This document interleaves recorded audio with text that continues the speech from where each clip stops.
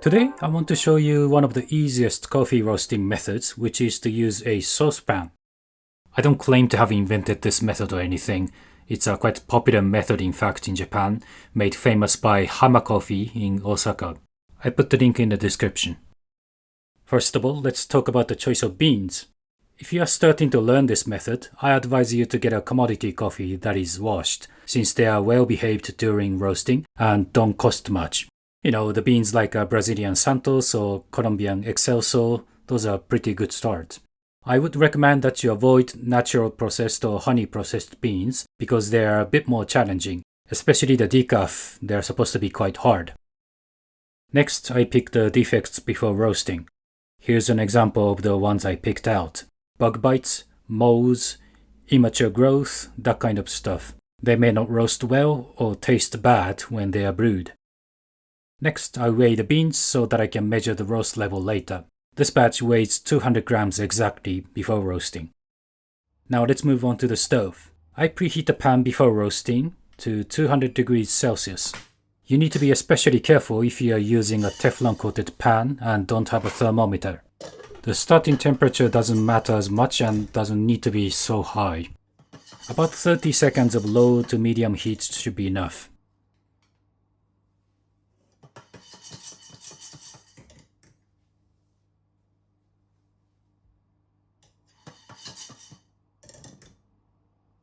And once you start, this is all you do for the most part. Just shake for a few seconds and stop for a few seconds. Not always back and forth, but sometimes sideways. Now, you might be thinking that I should be shaking all the time, but frankly, that is not necessary. If you want to do that, please be my guest, but note that while you're shaking the pan, it is off the stove and you're not heating it. So you may want to turn up the heat in that case.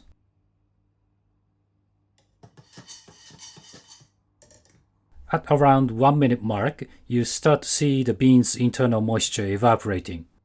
I hope you have a glass lid, otherwise I recommend that you get one. If you don't see the moisture by the minute 3 mark or so, that seems too slow to me. You definitely want to turn up the heat. You will get plenty of visual and audio cues along the way, so you can totally achieve a good result without a thermometer. But a thermometer is helpful in understanding and taking note of your roast. And I am doing it every minute so that I can make a roast profile, which you will see at the end.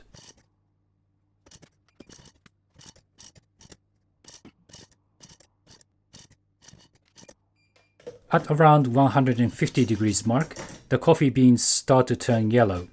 This is the end of the drying phase and the start of the browning phase, as it's called in coffee roasting. By the way, I am aiming for the darker end of medium roast, called city roast, which is also recommended for a beginner roaster. Basically, there are 2 major audio cues coming up. So it is better to experience both checkpoints and have a good idea of what's going on during this development time. Then your light roast becomes less of a guesswork. You may not enjoy drinking a darker roast, but trust me, you will become a better roaster if you learn a darker roast first. Until this point, the coffee smelled like raw beans basically, but now they start to smell really nice and fragrant. And this is one of the reasons why I enjoy home roasting so much. I'm starting to hear the wave of beans popping and cracking around 200 degrees. This is called the first crack, and the first of the 2 checkpoints that I was talking about. In the saucepan method, I usually try to hit this point around minute 10 mark, give it a take of 1 minute. It lasts for about a minute and a half or 2, or sometimes much longer. This first crack is the start of the lighter roast levels, so this coffee is already drinkable. And it turns to medium roast to dark roast fairly quickly, and you may want to slow down heating. You do that by either turning down the heat, shaking the saucepan more, and opening the lid more often. After the first crack, there will be more smoke coming out, which leaves a smoky flavor to your coffee for at least a few days or week after roasting. Opening the lid like this reduces that smoky flavor, in addition to slowing down the temperature rise. If the smoke doesn't come out at all, the pan is probably dropping in temperature, which is not what you want. You still want to raise the temperature, but slowly. Also, the first crack may be modest or sometimes straight up missing, depending on the beans.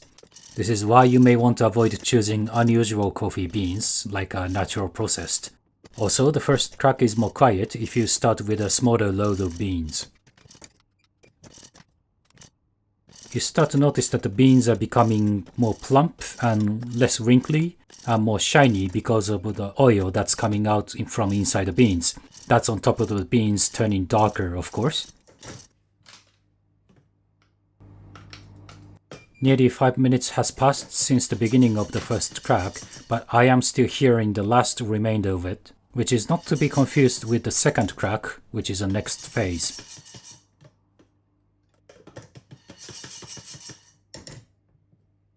Around 220 to 230 degrees mark, you will start to hear another wave of loud cracking, which is called the second crack. So this is the second checkpoint that I was talking about. You take it off the heat around this time if you want a city roast. If you keep roasting, the beans will become even darker, more plump and more shiny, and you will have French and Italian roasts. Anyway, I take the coffee out in just before the peak of the second crack. Now the coffee is still very hot and continuing to roast by itself, so you need to cool it down as quickly as possible. I like using this Muji's stainless steel mesh tray because the mesh side is large enough to filter out only the chaff. I live in a small flat without a garden, so this is the best I can do, apart from quenching, which I will not go into in this video. After the beans are cooled, I measure the weight and compare it against the weight before roasting.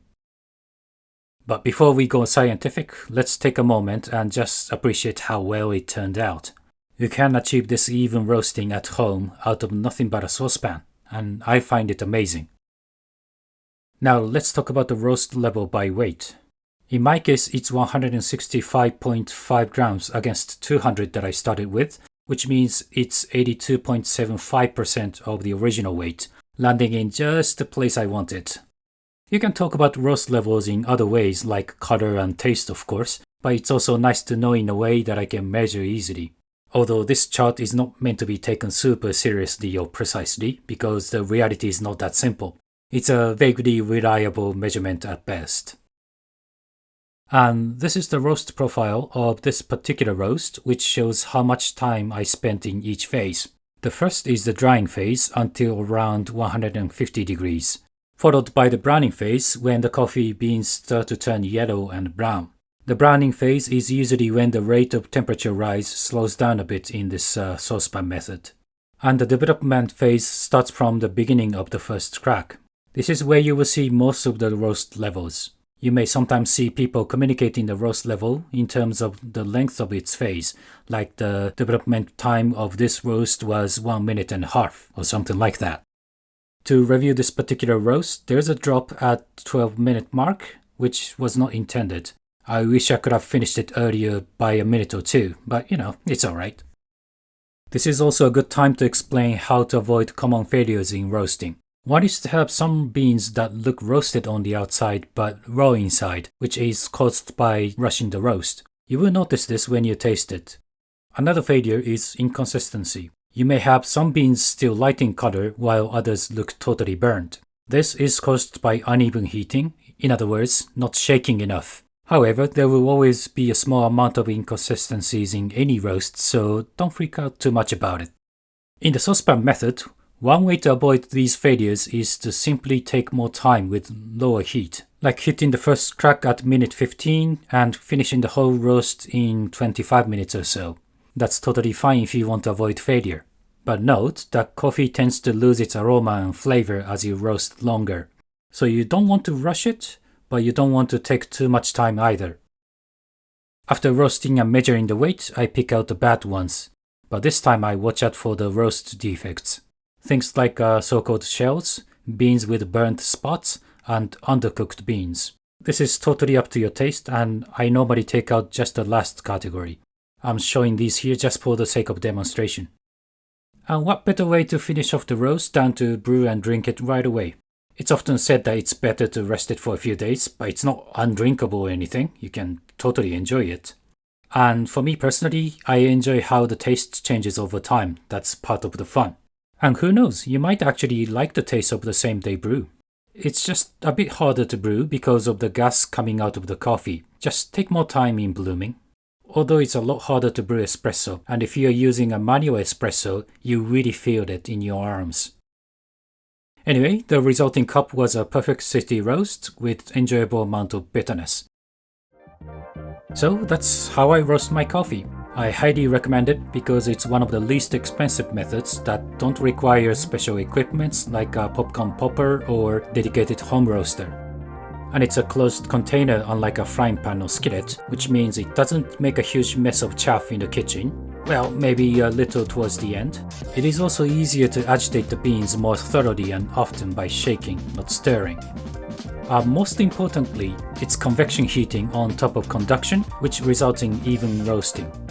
So it's cheap, the result is great, and you can do pretty much any roast level once you get the hang of it. But there's a constant shaking, so I'm not saying it's a lazy method.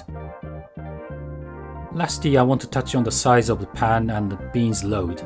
On the left is my go-to, which is 20 centimeters pan that I normally do up to 200 grams. I have done 250 grams before, but that required more constant shaking and took a longer time.